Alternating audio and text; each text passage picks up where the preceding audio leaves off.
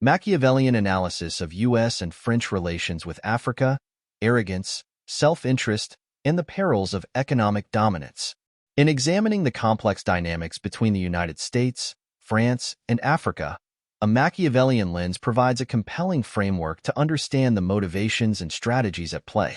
Machiavelli's pragmatic approach to power and governance emphasizes the pursuit of self-interest, the manipulation of alliances, and the relentless pursuit of advantage. In this essay, we will explore how both the U.S. and France have navigated their relationships with Africa, driven by arrogance, self-interest, and economic imperatives. Arrogance and criminal strategies in U.S. foreign policy.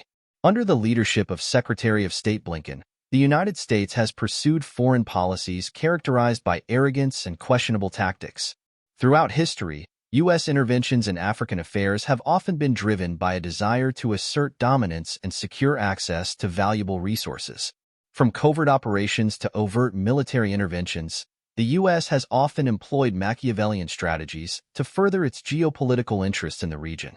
One glaring example of U.S. arrogance in Africa is its support for authoritarian regimes that serve its interests, regardless of the consequences for local populations.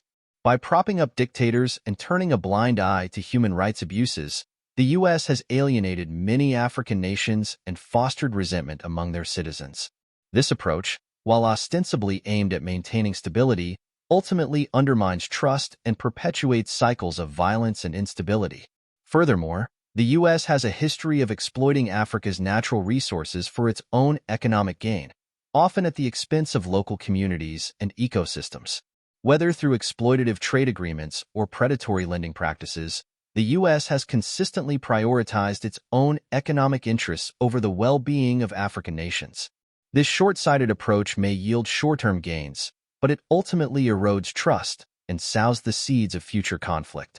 Macron's defense of economic interests.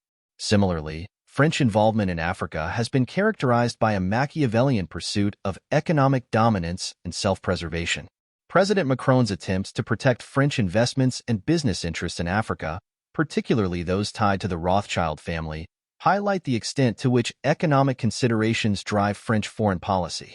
The CFA franc, a currency used by several African countries that is pegged to the euro and controlled by France, serves as a stark example of French economic exploitation in Africa.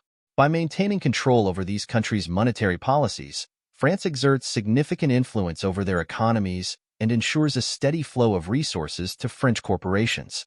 Macron's defense of this system reflects a Machiavellian commitment to preserving French economic hegemony, even at the expense of African sovereignty and development. Implications and future outlook.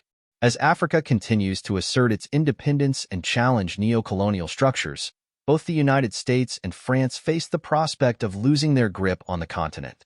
The erosion of trust and the emergence of alternative power dynamics threaten to undermine traditional alliances and diminish Western influence in Africa. In conclusion, a Machiavellian analysis of U.S. and French relations with Africa reveals a pattern of arrogance, self-interest, and exploitation. From supporting authoritarian regimes to defending economic monopolies, both nations have pursued policies that prioritize short-term gains over long-term stability and cooperation. However, as African nations assert their agency and demand greater autonomy, the days of Western dominance in Africa may be numbered.